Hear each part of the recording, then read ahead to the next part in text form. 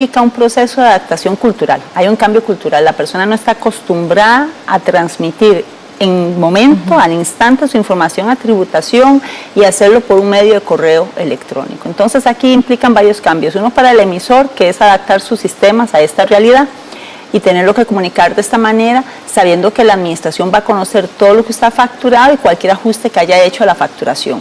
Y luego está desde el punto de vista de recepción de la factura, quien la va a usar como un gasto deducible o acreditable en su contabilidad, el tener que hacer el proceso de la confirmación. Entonces, ¿qué implica esto? Cambiar todos esos procesos de control administrativo y de control contable para asegurar que van a ser validados esos comprobantes en la administración, que quien lo recibe va a estar de acuerdo y si no está de acuerdo lo va a manifestar oportunamente y lo va a acreditar como un gasto en 8 días hábiles después de que recibe la factura, que ya no existe una factura a mano, en papel, pero este es un proceso que se ha iniciado, tal vez recordar, desde el 2009. Lo que pasa es que los que iniciaron antes con la factura electrónica lo hacían bajo un modelo en el cual usted no se conectaba con tributación y no había, digamos, una obligación, una contraparte en el proceso por quien recibía la factura, y tal vez esto es lo que más ha incomodado a las personas. Doña Dunia, el tema de el por qué será o qué analiza el Colegio de Contadores para que sea una gran cantidad de empresas, todavía podemos hablar médicos, abogados, que no han empezado a implementar esta factura electrónica. Primero habría que ver la base de datos que están utilizando. La base de datos que tiene la Administración Tributaria cuenta con muchas personas físicas y jurídicas inscritas que no tienen actividad real, económica, que no están transando, cuya única obligación en algunos casos es pagar el impuesto a las sociedades. Hay personas que se inscriben por si me sale algo, por si algo está registrado y no tener problemas. Entonces, primero habría que sacar esa parte de la población para saber realmente cuánto es el porcentaje. Con los grandes contribuyentes es esperable que, dado el volumen de transacciones que ellos administran y los procesos que están involucrados, pues vayan más lento o se hayan tomado su tiempo para ingresar en los meses que les va a tocar ya obligadamente por el número de cédula. De las personas físicas profesionales es simplemente un proceso de resistencia en algunos momentos, en algunos casos. El asunto lo que le crea a quien recibe una factura que no es electrónica, porque no lo va a poder acreditar en su contabilidad como un gasto deducible, además de exponerse a sanciones que van de un 2% los ingresos brutos del año anterior en su declaración de renta, con un mínimo de 3 salarios y un tope de 100, o sea que la menor de las sanciones sería aproximadamente 1.263.000 colones. Y si bien tiene reducción, esa reducción tiene ciertas condiciones para cumplirse. Entonces, realmente creo que aquí es un tema de resistencia al proceso de cambio. Ahora, doña Dunia, hay algunos sectores, algunos comercios que están exentos de esta factura electrónica. Me pregunto, por ejemplo, superpulperías o también las gasolineras, porque todavía hace poco, como consumidor, uno va a la gasolinera y le dicen, necesita factura, y le dan el papelito, ¿verdad? Sí, que tradicionalmente conocemos. Entonces, ellos también tienen que incorporarse a este proceso. Hay algunos que están exentos de esto, y cómo sé yo como consumidor cuándo me tienen que dar la factura electrónica y en qué plazo también, porque me dicen, se la mandamos por correo, pero ¿y si no llega? Y debería ser ya. Exacto. Sí. Vea qué interesante, porque usted dice, le preguntan, ¿ocupa factura electrónica? Es que una gasolinera no tiene que preguntarlo, tiene que darla, ¿verdad? Y entonces entramos en ese proceso que yo llamo a veces de hacer su propia adecuación de la declaración, si es que se puede llamar así. La factura tiene 2 modalidades. Está la factura electrónica completa con esa gran descripción tal vez, o ese detalle de descripción importante de cada uno de los rubros pagados, que facilita y va acreditando no solamente lo que usted paga por el producto, sino los impuestos que paga. Pero también está el formato del tiquete electrónico. Entonces, aquí también tienen las personas que pensar qué mecanismo me queda más fácil de usar, la factura o el tiquete electrónico. El tiquete electrónico se usa de frente al consumidor final y tiene menos descripción, es más breve, más rápido de ejecutar. En el asunto de la acreditación, si usted la necesita como un gasto deducible, en el caso del tiquete electrónico usted necesita dar siempre su nombre y su correo electrónico para que le llegue y usted lo pueda confirmar.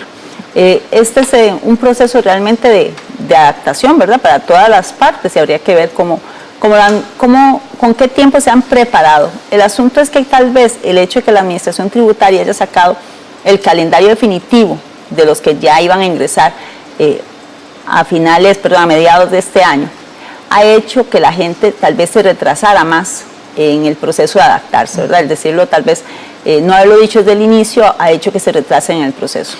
Bien, vamos a hacer también contacto vía telefónica con don Guido Vargas, él es de UPA Nacional. Don Guido, tal vez si usted nos explica la posición de los agricultores y de los pequeños productores en la implementación de esta factura electrónica. Buenos días. Muy buenos días y muchas gracias por la oportunidad que se nos da. Nosotros entendemos como agricultores perfectamente sobre la necesidad de la eficacia y de la modernización y de eliminar tramitología y distorsiones y todas estas cosas.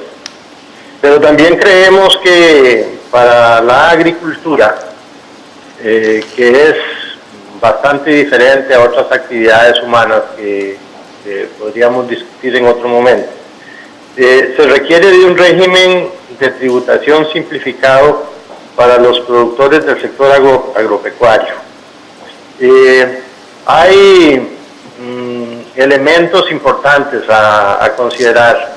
Imaginémonos un productor en una feria del agricultor, vendiendo 1 kilo de cebollas o un rollo de culantro o unas papas.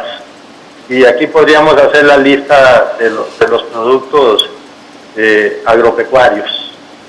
Y ese agricultor viene de una zona lejana, ese día de feria es la caja chica para trabajar en la finca y para alimentar la familia. Y si le ponen una multa exorbitante como la que está, bueno, simplemente ese hombre y esa familia se quedan sin comer de seguro todo el mes, ¿verdad? Entonces me parece que una sociedad inteligente debería también buscar regímenes de tributación y en este caso una simplificación. Nosotros entendemos que el Ministerio de Hacienda tiene toda esa voluntad para trabajar en esta dirección. Nosotros como sector productivo hemos hecho una propuesta que tiene que discutirse técnicamente, pero así vamos. Hay otra parte que es la de la adaptación,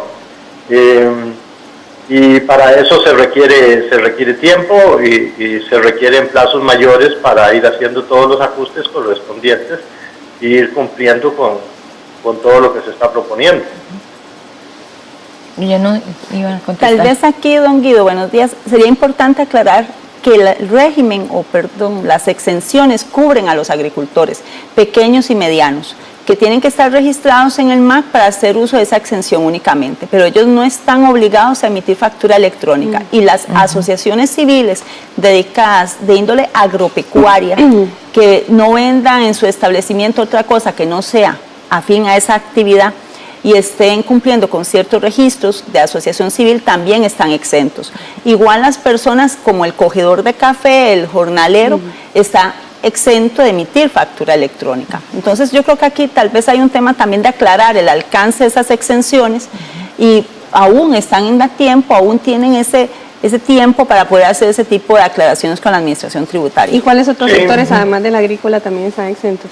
Por ejemplo, fundaciones y asociaciones, siempre que estén al día en el cumplimiento de los requisitos que les establece la ley y no hagan una distribución directa o indirecta de beneficio alguno a sus asociados. Don Víctor, quería agregar algo.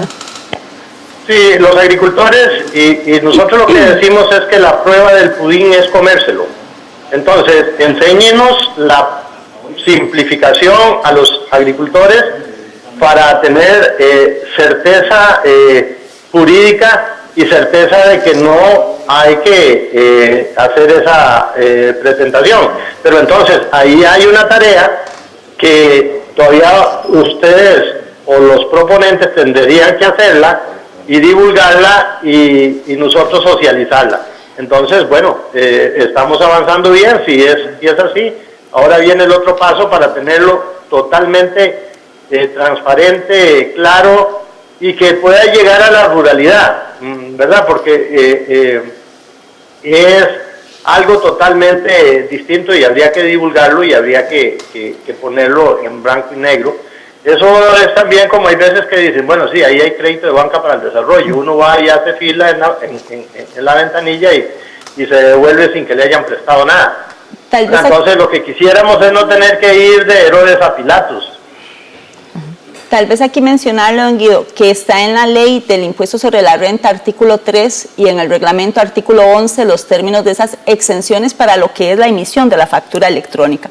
Y es lo que ha permitido incluso que hoy operen sin darle a usted factura en el mercado, ¿verdad?, en las ferias, o que hayan agricultores que hagan ese tipo de venta de servicios o compraventa. Para dimensionar los alcances, la normativa, el Código de Normas, le permite a su asociación OPA Nacional hacer una consulta formal a la administración tributaria, que le va a responder dándole cualquier otra indicación que crea necesaria y pertinente. Obviamente hay que cumplir pues otros requisitos y formalidades que siempre están obligados, porque lo único que les está eximiendo es de la emisión de la factura. Es importante que como esas actividades, como muy bien señala don Guido, tienen cada una su propio dinamismo y sus propias particularidades, lo importante es que hagan la consulta a tiempo y se asesoren en el proceso, porque realmente ha sido un proceso que dio aviso a la administración tributaria desde hace 24 meses y que requiere un proceso de análisis, y probablemente ya tienen ellos bastante adelantado. Es una cuestión de documentarlo y presentarlo formalmente a la administración tributaria.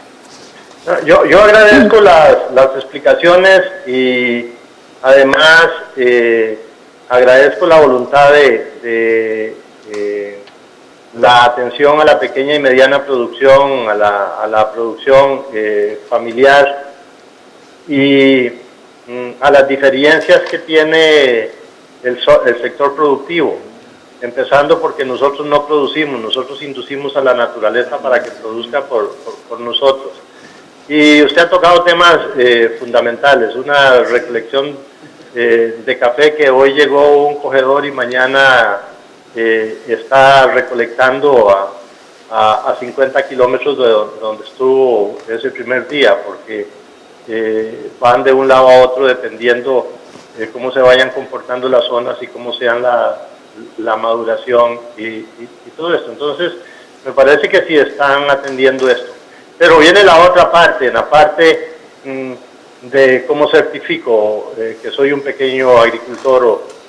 Hay una serie de temas que también podemos decir que hay instrumentos que ya estamos registrados en el Ministerio de Agricultura, pero no es tan simple como solo pedir que nos manden una información y que eso lo dice la ley.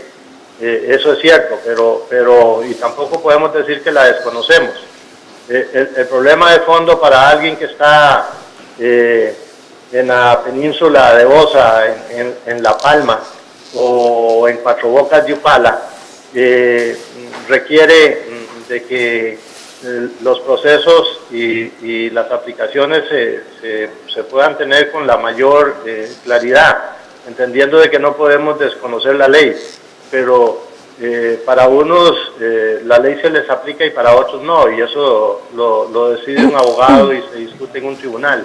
Entonces, es cierto, hay que ver si verdaderamente la legislación en esa parte no se convierte en lesa muerta para los productores. Entonces, agradezco las explicaciones, pero tenemos que llegar al fondo para que no haya tanta incertidumbre y en algún momento hasta desesperanza cuando un productor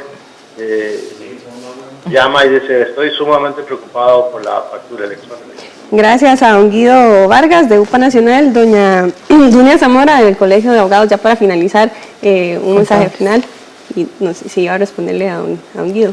No, él tiene razón de que hay otros trámites complementarios, como es el registro en el MAP, que debería ser un proceso ágil, descentralizado, que se pueda hacer vía internet, independiente después de las confirmaciones o revisiones que pueda hacer el Ministerio de Agricultura y Ganadería, porque ese tipo de asociaciones y de actividades está sujeto a otros requisitos complementarios que deben de ser facilitados para el contribuyente.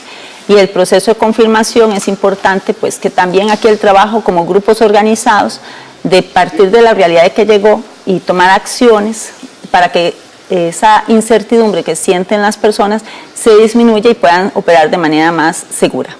Perfecto, muchísimas gracias a doña Dunia Zamora, fiscal del Colegio de Contadores Públicos de Costa Rica por ampliarnos sobre este tema y también dejar un poco más claro la implementación de la factura Gracias. electrónica. Nada más agregar que por supuesto que invitamos al Ministerio de Hacienda, sin embargo se nos informó que ni el director de tributación ni el viceministro de Hacienda podrían acompañarnos, pues están enfocados únicamente de momento en lo que es el tema de la reforma tributaria. Con eso nos vamos, muchas gracias por acompañarnos.